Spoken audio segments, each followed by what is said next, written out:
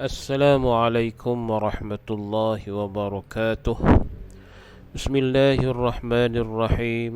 الحمد لله رب العالمين، والصلاة والسلام على أشرف الأنبياء والمرسلين وعلى آله وصحبه أجمعين. أما بعد.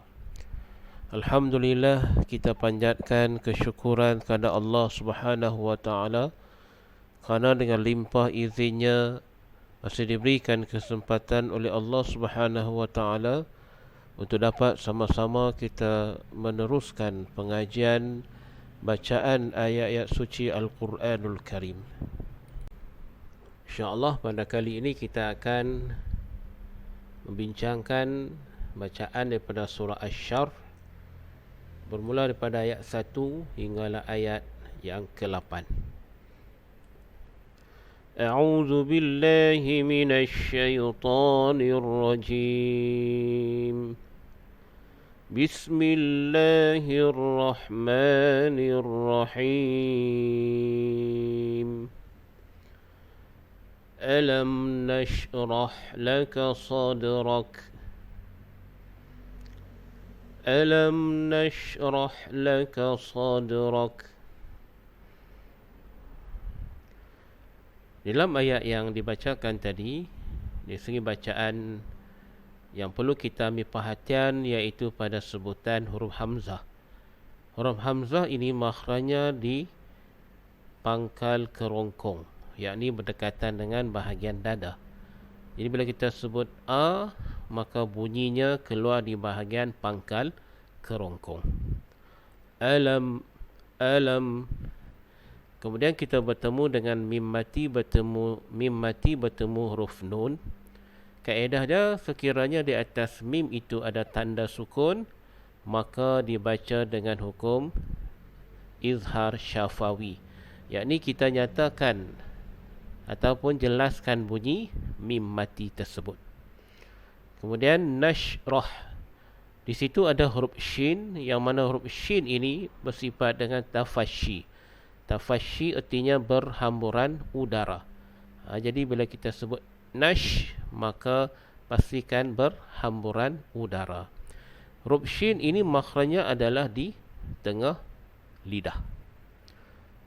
Kemudian huruf ha. Ha ini makhrajnya adalah di pertengahan kerongkong. Jadi bila kita sebut ha, pastikan keluarnya di bahagian tengah kerongkong. Alam nashrah, nashrah. Kemudian laka sadrak. Huruf dal di situ, di atasnya ada sukun, maka dinamakannya qalqalah sughra. Sebab huruf dal adalah huruf qalqalah. Jadi huruf qalqalah ada 5. Salah satunya iaitu huruf dal. Cara bacaan dia, kita lantunkan bunyi dal tersebut. Sadrak, sadrak. Jangan kita berhenti. Sadrak, itu salah. Caranya dengan kita lantunkan bunyi dal secara sederhana. Laka sadrak, sadrak. Kemudian di hujung kita waqaf dengan huruf kaf. Kaf ini makhrajnya adalah di hujung ataupun di pangkal lidah, yakni berdekatan dengan bahagian anak tekak. Jadi keluarnya di situ. Sadrak. Kaf ini sifatnya adalah hams. Bagi dia berangin. Cuma jangan sampai bunyi ke. Sadrak. Kalau sadrak itu dah jadi qalqalah. Jadi cuma bagi dia berangin sedikit. Sadrak. Kita ulang semula. Alam nashrah laka sadrak. Baik, maksud ayat yang pertama iaitu alam nashrah, bukankah kami telah melapangkan bagimu dadamu, wahai Muhammad, serta mengisinya dengan iman dan hidayah petunjuk. Jadi nashrah ni artinya melapangkan bagimu. Nashrah, melapangkan. Sadrak artinya dadamu, yakni dada Nabi Muhammad, yakni Allah belahkan dada Nabi, masukkan dengan iman dan hidayah.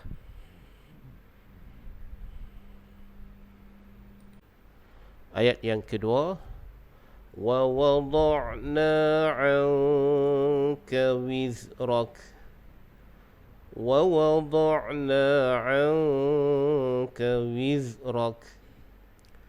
Dalam ayat ini kita perhatikan pada sebutan huruf Ain.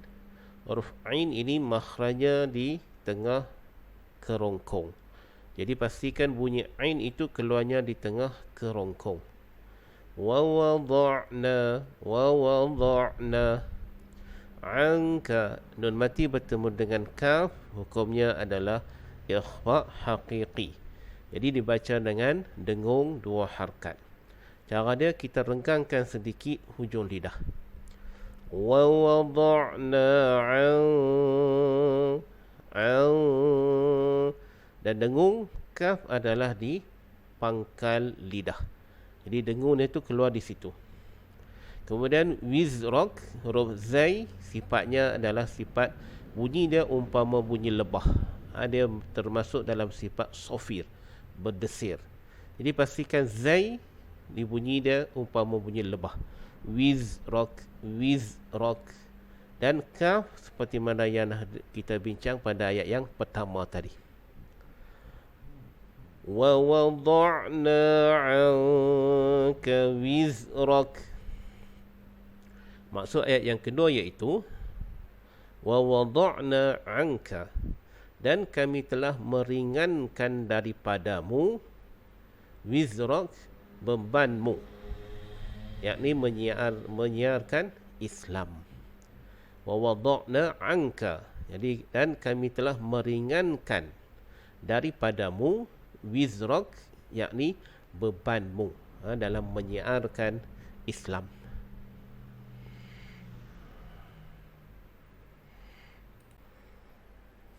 Ayat yang ketiga, allazi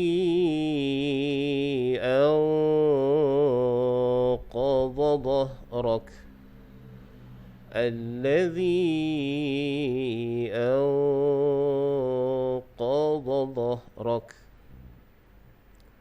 Baik, dalam ayat yang ketiga ini kita perhatikan pada allazi. Allazi permulaannya ada hamzah wasal, dibaca dengan fathah. Allazi, kemudian kita bertemu dengan huruf mad, iaitu huruf ya bertemu dengan hamzah, hukumnya mad jaiz munfasil, dipanjangkan dengan kadar 4 ataupun 5 harkat. Anqadha, nun mati bertemu qaf, hukumnya ikhfa haqiqi, dengung dengan kadar 2 harkat. Baik, kemudian kita perhatikan pada qadadah, huruf qaf, huruf dad, dad dan za. Jadi kesemua huruf itu adalah huruf-huruf isti'la, huruf-huruf yang tebal. Jadi huruf qaf makhrajnya adalah di pangkal lidah. Huruf dad pula makhrajnya di sepanjang tepi lidah, diangkat pada gigi garham. Kemudian huruf za pula, huruf za ini makhrajnya hujung lidah kita letakkan antara gigi atas dan bawah. Jadi perbezaan tempat keluar huruf. Pada setiap huruf tu dia ada tempat keluar yang berbeza. Maka yang pentingnya kita berhati-hati semasa menyebut huruf-huruf ini dengan sifat tebalnya. Kemudian dhahrak, dhahrak huruf ha tu makhrajnya di bahagian pangkal kerongkong. Dhahrak di bahagian berdekatan dengan dada. Kemudian rak seperti mana yang dibincangkan pada ayat yang pertama tadi. Allazi anqadha dhahrak.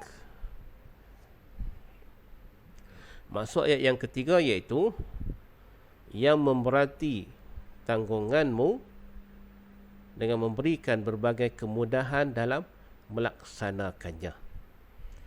Allazi anqadha dhahrak, yakni yang memberati tanggunganmu dengan memberikan berbagai kemudahan dalam melaksanakannya.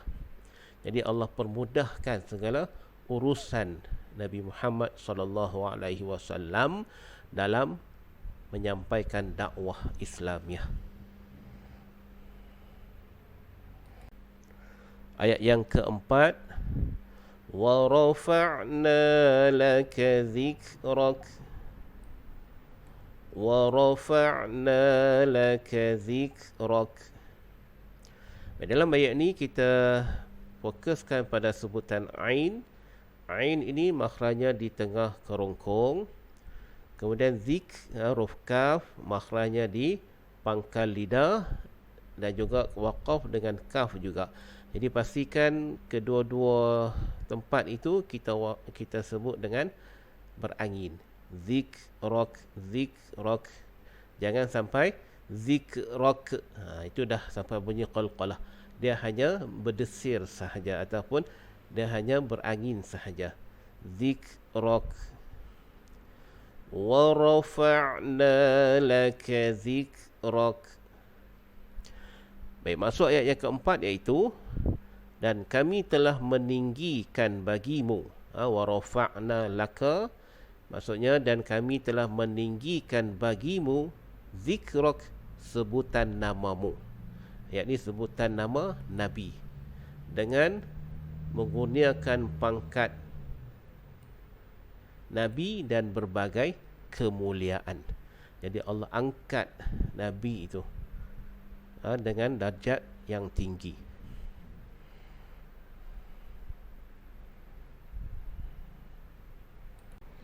Ayat yang kelima, fa inna ma'al usri yusra, fa inna ma'al usri yusra. Baik, dalam ayat yang kelima ini dari segi sebutan huruf nun yang musyaddah. Jadi nun yang musyaddah, huruf nun yang musyaddah adalah huruf-huruf gunnah.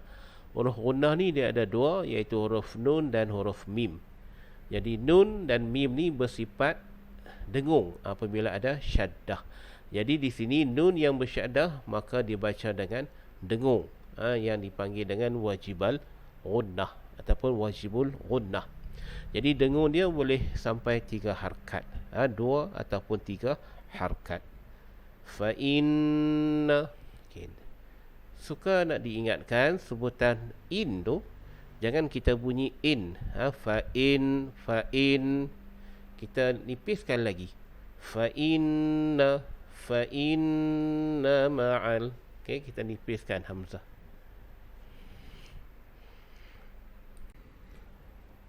Baik, ma'al usri, usri yusra. Huruf sin bersifat dengan sofi, yakni berdesir. Jadi pastikan dia berangin. Yus. Jadi sin ini umpama bunyi belalang. Jadi bunyi desiran itu umpama bunyi belalang. Usri yusra. Kemudian kita waqaf dengan ra, yusra tu kita waqaf dengan mad iwaq. Jadi kita panjang dia 2 harkat. Kita ulang semula. Fa inna ma'al usri yusra. Baik, masuk ayat yang kelima, iaitu fa inna ma'al usri. Oleh itu, maka tetapkanlah kepercayaanmu bahawa sesungguhnya tiap-tiap kesukaran. Usri itu artinya kesukaran. Yusra, disertai kemudahan. Usri itu maksudnya sukar. Yusra itu artinya mudah.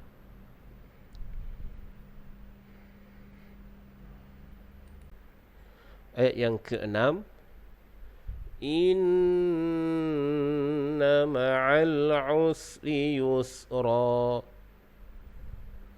Inna ma'al usri yusra. Baik, dalam ayat yang ke-6 ini penjelasannya lebih kurang ayat yang kelima tadi. Maka tak perlu diulang semula berkaitan dengan cara membaca ayat yang ke-6 ini, boleh rujuk kembali ayat yang ke-5 tadi.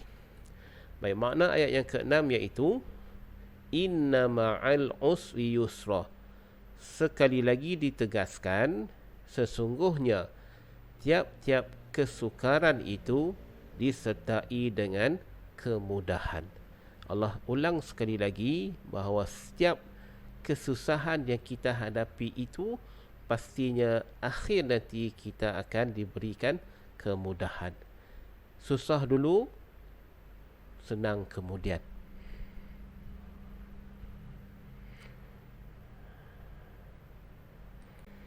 Ayat yang ke-7, فَإِذَا فَرَغْتَ فَانصَبْ فَإِذَا فَرَغْتَ فَانصَبْ. Dalam ayat yang ke-7 ini kita lihat dari segi sebutan huruf, iaitu pada huruf ghin. Ghin makhrajnya adalah di hujung kerongkong. Cuma jangan kita tekan sangat. Kalau kita tekan nanti dia akan jadi qalqalah. Jadi kita lembutkan. فَإِذَا فَرَغْتَ. Jangan terlampau فَرَغْتَ. Itu dah jadi qalqalah. Sebab ghin ini bukan huruf qalqalah. Kemudian fansab, nun mati bertemu sad, huruf sad dibaca dengan ikhfa haqiqi dengung dua harkat. Jadi nun itu dimasukkan ke dalam sad, yakni disembunyikan. Dengung tu pastikan kita tebal. Sad makhrajnya adalah di bahagian hujung lidah, kita temukan pada gusi gigi. Fansab dan waqaf dengan qalqalah kubra. Jadi bagi melantun. Fansab. Bagaimana kita nak beza kubra dengan akbar? Kubra ini berakhir di akhir ayat yang ada huruf qalqalah, syarat dia tidak ada syaddah. Itu namanya qalqalah kubra. Kalau ada syaddah, namanya qalqalah akbar. Ayat yang ke-8, wa ila rabbika farghab. Wa ila rabbika farghab. Dalam ayat ini, dari segi sebutan huruf yang perlu kita ambil perhatian iaitu huruf ra. Farghab, kita tebalkan ra dan bagi bergetar. Farghab. Dan ghab, huruf ba di hujung dia, kita waqaf dengan qalqalah kubra. Wa ila rabbika farghab. Ra tu dibaca dengan tebal. Kita ulang semula. Wa ila rabbika farghab. Dan maksud ayat yang terakhir ini iaitu wa ila rabbika, dan kepada Tuhanmu sahaja, farghab, hendaklah engkau memohon apa yang engkau gemar dan ingini. Maka apa yang kita nak, apa yang kita hajatkan, mohonlah kepada Allah Subhanahu wa taala. Baiklah, alhamdulillah kita dah selesai perbincangan bacaan surah Asy-Syarh daripada ayat 1 sehinggalah ayat 8. Moga-moga ada manfaatnya. Dan untuk akhirnya, maka marilah sama-sama kita ulang semula bacaan daripada ayat 1 sehinggalah ayat yang ke-8 secara beramai-ramai.